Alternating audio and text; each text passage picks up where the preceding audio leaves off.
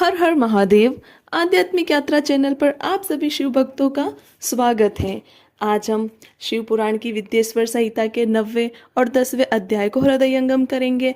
9वां अध्याय लिंग पूजन का महत्व और 10वां अध्याय पंचाक्षर मंत्र की महत्ता। तो आइए शुरू करते हैं 9वां अध्याय लिंग पूजन का महत्व। नंदिकेश्वर कहते हैं, ब्रह्मा और विष्णु भगवान शिव को प्रणाम कर चुपचाप उनके दाएं और बाएं भाग में खड़े हो गए। उन्होंने पूजनीय महादेव जी को श्रेष्ठ आसन पर बैठाकर पवित्र वस्तुओं से उनका पूजन किया। दीर्घकाल तक स्थिर रहने वाली वस्तुओं को पुष्प वस्तु तथा अल्पकाल तक टिकने वाली वस्तुओं को प्राकृत वस्तु कहते हैं।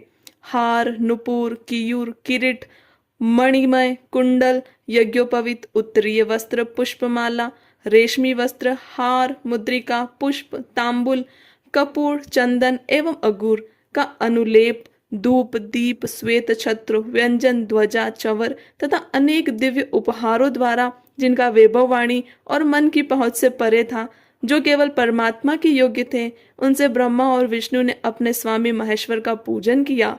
इससे प्रसन्न होकर भगवान शिव ने दोनों देवताओं से मुस्कुराकर कहा, पुत्रों, आज तुम्हारे द्वारा की गई पूजा से मैं बहुत प्रसन्न हूँ। इसी कारण यह दिन परम पवित्र और महान होगा। यह तिथि शिवरात्रि के नाम से प्रसिद्ध होगी और मुझे परम प्रिय होगी। इस दिन जो मनुष्य मेरे लिंग अर्थात निराकार रूप की या मेरी मूर्ति अर्थात साकार रूप की दिन रात निराहार रहकर अपनी शक्ति के अनुसार निश्चल भाव से यथोचित पूजा करेगा, वह मेरा परम प्रिय भक्त होगा। पूरे वर्ष भर निरंतर मेरी पूजा करने पर जो फल मिलता है, वह फल शिवरात्रि को मेरा पूजन करके मनुष्य तत्काल प्राप्त कर लेता है। जैसे पूर्ण चंद्रमा का उदय समुद्र की वृद्धि का अवसर है, उसी प्रकार शिवरात्रि की तिथि मेरे धर्म की वृद्धि का समय है। इस तिथि को मेरी स्थापना का मंगलमय उत्सव होना चाहिए। मैं मार्गशीर्ष मास में आर्द्रा नक्षत्र से युक्त पूर्णमासी या प्रतिपदा को ज्योतिर्मय स्तंभ के रूप में प्रकट हुआ था। इस दिन जो भी मनुष्य पार्वती सहित मेरा दर्शन करता है अथवा मेरी मूर्ति या लिंग की झांकी निकालता है, वह मेरे लिए कार्तिकेय से भी अधिक प्रिय है। इस शुभ दिन मेरे दर्शन मात्र से पूरा फल प्राप्त होता है। यदि दर्शन के साथ मेरा पूजन भी किया जाए तो इतना अधिक फल प्राप्त होता है कि वाणी द्वारा उसका वर्णन नहीं किया जा सकता। लिंग के रूप में प्रकट होकर मैं बहुत बड़ा हो गया था, अतः लिंग के कारण यह भूतल लिंग स्थान के नाम से प्रसिद्ध हुआ। जगत के लोग इसका दर्शन और पूजन कर सके, इसके लिए यह अनादि और अनंत ज्योति स्तंभ अथवा ज्योतिर्मय लिंग अत्यंत छोटा हो जाएगा। यह लिंग सब प्रकार के भोग सुलभ कराने वाला तथा भोग और मोक्ष का एकमात्र साधन है। इसका दर्शन, स्पर्श और ध्यान प्राणियों को जन्म और मृत्यु के कष्ट से छुड़ाने वाला है। शिवलिंग के यहाँ प्रकट होने के कारण यह स्थान अरुणाचल नाम से प्रसिद्ध होगा तथा यहाँ बड़े बड़े तीर्थ प्रकट होंगे। इस स्थान पर रहने या मरने से जीवों को मोक्ष प्राप्त होगा। मेरे 2 रूप हैं, साकार और निराकार। पहले मैं स्तंभ रूप में प्रकट हुआ, फिर अपने साक्षात रूप में। ब्रह्म भाव मेरा निराकार रूप है तथा महेश्वर भाव मेरा साक्षात रूप है। ये दोनों ही मेरे सिद्ध रूप हैं। मैं ही परम ब्रह्म परमात्मा हूँ। जीवों पर अनुग्रह करना मेरा कार्य है। मैं जगत की वृद्धि करने वाला होने के कारण ब्रह्म कहलाता हूँ। सर्वत्र स्थित होने के कारण मैं ही सबकी आत्मा हूँ। सर्ग से लेकर अनुग्रह तक जो जगत संबंधी 5 कृत्य है, वे सदा ही मेरे हैं। मेरी ब्रह्म रूपता का बोध कराने के लिए पहले लिंग प्रकट हुआ, फिर अज्ञात ईश्वरत्व का साक्षात्कार कराने के लिए मैं जगदीश्वर रूप में प्रकट हो गया। मेरा सकल रूप मेरे ईशत्व का और निष्कल रूप मेरे ब्रह्म स्वरूप का बोध कराता है। मेरा लिंग मेरा स्वरूप है और मेरे सामीप्य की प्राप्ति कराने वाला है। मेरे लिंग की स्थापना करने वाले मेरे उपासक को मेरी समानता की प्राप्ति हो जाती है तथा मेरे साथ एकत्व का अनुभव करता हुआ संसार सागर से मुक्त हो जाता है। वह जीते जी परमानंद की अनुभूति करता हुआ शरीर का त्याग कर शिवलोक को प्राप्त होता है, अर्थात मेरा ही स्वरूप हो जाता है। मूर्ति की स्थापना लिंग की अपेक्षा गौण है। यह उन भक्तों के लिए है जो शिव तत्व के अनुशीलन में सक्षम नहीं है। 10वां अध्याय प्रणव एवं पंचाक्षर मंत्र की महत्ता। ब्रह्मा और विष्णु ने पूछा, प्रभु, सृष्टि आदि 5 कृत्यों के लक्षण क्या हैं? यह हम दोनों को बताइए। भगवान शिव बोले, मेरे कर्तव्यों को समझना अत्यंत गहन है, तथापि मैं कृपा पूर्वक तुम्हें बता रहा हूँ। सृष्टि, पालन, संहार, तिरोभाव और अनुग्रह मेरे जगत संबंधी 5 कार्य है जो नित्य सिद्ध है। संसार की रचना का आरंभ सृष्टि कहलाता है। मुझसे पालित होकर सृष्टि का सुस्थिर रहना उसका पालन है। उसका विनाश ही संहार है। प्राणों के उत्क्रमण को तिरोभाव कहते हैं। इन सब से छुटकारा मिल जाना ही मेरा अनुग्रह अर्थात मोक्ष है। ये मेरे 5 कृत्य हैं।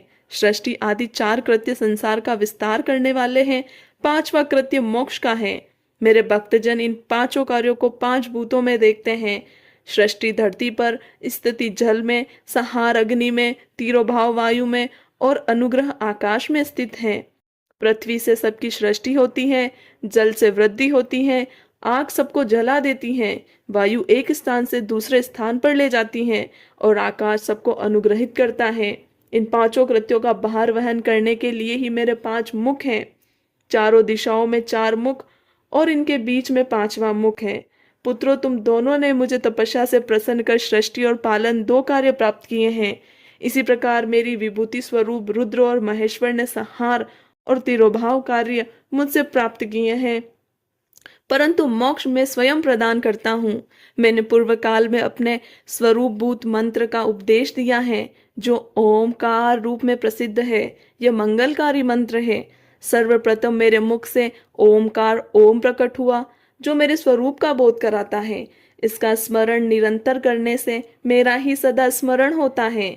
मेरे उत्तरवर्ती मुख से अकार का, पश्चिम मुख से उकार का, दक्षिण मुख से मकार का और पूर्ववर्ती मुख से बिंदु का अर्थ तथा मध्यवर्ती मुख से नाद का प्रकटीकरण हुआ है। इस प्रकार इन 5 अवयवों से ओमकार का विस्तार हुआ है।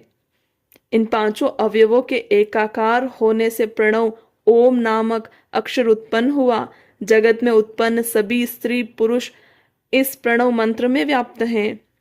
यह मंत्र शिव शक्ति दोनों का बोधक है। इसी से पंचाक्षर मंत्र ओम नमः शिवाय की उत्पत्ति हुई है।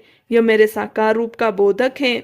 इस पंचाक्षर मंत्र से मात्र का वर्ण प्रकट हुए हैं जो 5 वेद होते हैं। इसी से शिरो मंत्र सहित त्रिपदा गायत्री का प्राकट्य हुआ है। इस गायत्री से संपूर्ण वेद प्रकट हुए हैं और उन वेदों से करोड़ों मंत्र निकले हैं। उन मंत्रों से विभिन्न कार्यों की सिद्धि होती है। इस पंचाक्षर प्रणव मंत्र से सभी मनोरथ पूर्ण होते हैं। इस मंत्र से भोग और मोक्ष दोनों प्राप्त होते हैं। नंदिकेश्वर कहते हैं, जगदम्बा उमा गौरी पार्वती के 7 बेटे महादेव ने उत्तरवर्ती मुख बैठे ब्रह्मा और विष्णु को पर्दा करने वाले वस्त्र से आच्छादित कर उनके मस्तक पर अपना हाथ रखकर धीरे धीरे उच्चारण कर उन्हें उत्तम मंत्र का उपदेश दिया। 3 बार मंत्र का उच्चारण करके भगवान शिव ने उन्हें शिष्यों के रूप में दीक्षा दी। गुरु दक्षिणा के रूप में दोनों ने अपने आप को समर्पित करते हुए दोनों हाथ जोड़कर उनके समीप खड़े हुए। जगत गुरु भगवान शिव की इस प्रकार स्तुति करने लगे। ब्रह्मा विष्णु बोले, प्रभु, आपके साकार और निराकार 2 रूप हैं। आप तेज से प्रकाशित हैं। आप सबके स्वामी हैं। आप सर्वात्मा को नमस्कार है। आप प्रणव मंत्र को बताने वाले हैं तथा आप ही प्रणव लिंग वाले हैं। सृष्टि, पालन, संहार, तिरोभाव और अनुग्रह आदि आपके ही कार्य हैं। आपके 5 मुख हैं। आप ही परमेश्वर हैं। आप सबकी आत्मा है, ब्रह्मा है। आपके गुण और शक्तियां अनंत हैं। हम आपको नमस्कार करते हैं। इन पंक्तियों से स्तुति करते हुए गुरु महेश्वर को प्रसन्न कर ब्रह्मा और विष्णु ने उनके चरणों में प्रणाम किया। महेश्वर बोले, आद्रा नक्षत्र में चतुर्दशी को यदि इस प्रणव मंत्र का जप किया जाए तो यह अक्षय फल देने वाला है। सूर्य की संक्रांति में महाआद्रा नक्षत्र में एक बार किया प्रणव जप करोड़ों गुना जप का फल देता है। मृगशिरा नक्षत्र का अंतिम भाग तथा पुनर्वसु का शुरू का भाग पूजा, होम और तर्पण के लिए सदा आद्रा के समान ही है। मेरे लिंग का दर्शन प्रातः काल अर्थात मध्याह्न से पूर्व काल में करना चाहिए। मेरे दर्शन पूजन के लिए चतुर्दशी तिथि उत्तम है। पूजा करने वालों के लिए मेरी मूर्ति और लिंग दोनों समान है। फिर भी मूर्ति की अपेक्षा लिंग का स्थान ऊंचा है, इसलिए मनुष्यों को शिवलिंग का ही पूजन करना चाहिए। लिंग का ओम मंत्र से और मूर्ति का पंचाक्षर मंत्र से पूजन करना चाहिए। शिवलिंग की स्वयं स्थापना करके या दूसरों से स्थापना करवाकर उत्तम द्रव्यों से पूजा करने से मेरा पद सुलभ होता है। इस प्रकार दोनों शिष्यों को उपदेश देकर भगवान शिव अंतर्ध्यान हो गए। ओम नमः शिवाय। कमेंट में हर हर महादेव जरूर लिखिए। भगवान भोलेनाथ आप सभी भक्तों पर अपनी असीम कृपा जरूर बनाए रखेंगे।